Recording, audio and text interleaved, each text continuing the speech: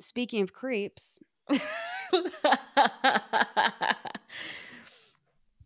big news for ClubChalamet. Well, kind of. So she's having a moment right now. If you guys will remember, there was a very enthusiastic fan, some might even say bordering on what appears to be the line of potentially a stalker, that ran a stan account for Timothee Chalamet called ClubChalamet. By the way, this is all in my opinion. ClubChalamet, I'm just stating opinions. So this week it started to get floated around. It's been floating around for a minute. The idea of Kylie Jenner being pregnant with Timothee Chalamet's baby. What do you think of the idea of them having a kid? Oh, I don't know how to feel about that, actually. I can't imagine it in my mind. My mind won't allow me to imagine it. Not for any bad reason. It just feels too abstract for me to wrap my head around. It does feel weird, and he also, for a man of his fame, this would be young for him to settle down and have a family. But I take back any doubts that I had about Kylie potentially being too young for motherhood, because Stormy is the most well-behaved child in that family. So, and just she clearly lives for that baby, and she has the means to do that. And I could see it being a deal. I think a lot of the Kardashian quote unquote deals are the same, where it's no. You give me the sperm. If you want to be around, you can be around. If you don't want to be around, I this baby's paid for. You will not be getting requests for child support. I always forget that she has a son as well.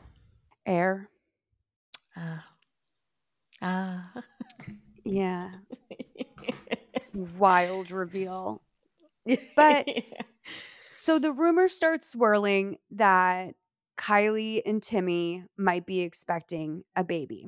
Well, you say rumor, I say wicked fabrications. Okay. A wicked fabrication, yes. And immediately upon this news coming out, everyone online, it was having a real moment. I think ClubChalamet was even in my For You trending topics.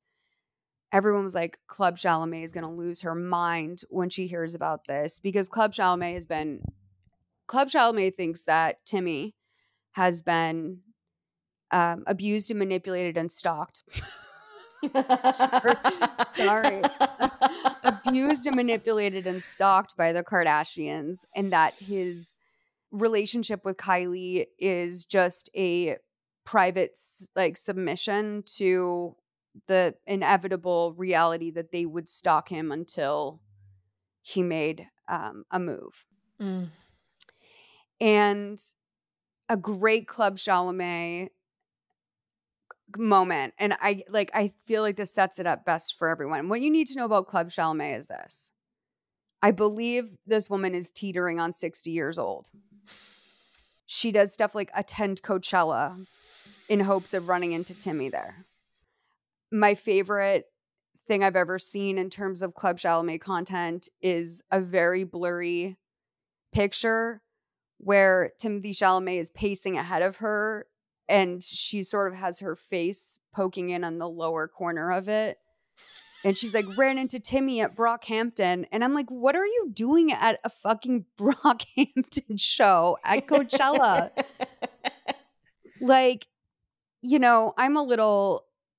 I'm youthful, but you're not, I don't think I'd be in the pit as a fan at Coachella. So of the band itself, right? Let alone going there to rub elbows with my favorite movie star, Timothee Chalamet. So everyone's like, what the fuck is ClubChalamet going to do when she hears about this? Then ClubChalamet comes on, and her takeaway from this headline was that the photo of them together was a manipulation. So she's just completely ignoring the thought of Kylie being pregnant and just focusing on, guys, it's a fake picture attached to the headline. They're not really together there. So then I think, and this is, tell me if I'm too online or a little bit kooky, but I feel like the attention that ClubChalamet was getting was like a little concerning for people within both of their camps. Because, I mean, I'm going to be honest with you. I feel like this woman is kind of stalking him, in my opinion. She's kind of stalking him. There's like a video of her meeting him at maybe a Dune premiere, and she's up against the railings as like a fan. Mm-hmm. And when he leans in for a picture with her, she's sort of like really kind of like, in my opinion, sort of aggressively like grabs him by the neck for the photo. Oh. And his bodyguard even put like a couple fingers out to do the, Hey, not Caesar so hard. Milan. Yeah. Yeah. So I do think that she's considered someone worth watching by people in both of their universe, because she also just has a very vitriolic hatred toward Kylie. There was a great moment when she was talking about this whole relationship being fabricated, where she did a Twitter Spaces where she said, like, it's not even a real relationship. Like, they don't even go out together. Like, why not even to like Olive Garden? Like, Timmy loves Italian food. Like, why they don't even go to Olive Garden? Like, you need to know that this is where what we're working with. Like, we're working with someone who called her stockbroker, according to her, to invest money into Warner Brothers because they signed an overall deal with Timothee Chalamet. Like, which, by the way, no, it's not illegal or even scary to use the stock market. It's just like her interests are so specific to me. I'm like, what do you mean? Like, Timmy loves Italian food. You should take her to the Olive Garden. And also you have a stockbroker? That's crazy. So I believe that this follow-up that was pretty much the same day, maybe early the next day, that came out saying Kylie Jenner and Timothee Chalamet are not expecting their first baby together despite unfounded claims to the contrary. Now, do you know where this rumor really took flight? That she was preggo? Yeah. I saw a bunch of TikToks about her pregnancy tracksuit being out. I don't know if that's the same in the same universe, but people were like, oh, Kylie's wearing her pregnancy tracksuit. She's definitely pregnant. Oddly wear sweats to her mom's sister's, her aunt's funeral, which was very like, what? Like, the rest of the family was dressed more traditionally, but then we had Kylie wearing a black sweatsuit with like a hoodie, right? So there's that. But no, apparently comedian Daniel Tosh from Tosh.0 showed that I played a goth girl on once. Don't know if you know about that. He said on his podcast that he was shopping at his local schmancy grocery store. Yes. And an employee told him that they'd seen Kylie Jenner in there recently and she was pregnant. And I mean, the grocery store is fired. The employee is fired. Like, you know what I mean? Like, you can't really be doing that. But I also think that, like, okay, was that kind of smart and interesting of Daniel Tosh to like make up this rumor to bring massive attention to his podcast? Yes, I did. I remember seeing that clip floating around and I was like, oh, it's interesting that you got that scoop. For a few reasons, right? Because also normally celebs don't out other celebs like that. Like, he is a comedian, so he's well within his rights to joke, but it felt a little sensationalist, to be honest. So then this led me to finding ClubChalamet's personal Twitter, which made me laugh my ass off this morning, because she tweeted, And I haven't seen this show, so you guys will have to forgive me because I've heard it's horrific. But this fucking killed me. Baby reindeer really tested my ability to empathize with a person who neglected the basic tenets of self-respect and possessing a strong constitution of self-worth. Donnie's warped attraction to an abusive stalker and protecting a rapist left me indifferent towards him. 3.5 out of 5 stars. And I was like, babe, up until you get to the rapist, like, you're describing you. The lady doth protest. A little too much. Yeah, but that I was like rolling around in bed this morning reading that when I first woke up because damn. But the memes were really funny about Club Chalamet. Someone tweeted, I think this is the one I have linked here, where it was like the photo the press will use when she Yolanda's him, and you see a picture of them. And like some other Timothee Chalamet fan was like tweeting at me because I had responded to someone else's tweet being like, it's funny until it's not funny anymore. And like showed me the video of her with her like mitts on him at the premiere shortly after or before this picture was taken, it seems. But where's that one? I think maybe it was deleted, but you sent me one that was Timothee Chalamet walking past her to go to another fan, and it was like, this is Club Chalamet's villain origin moment.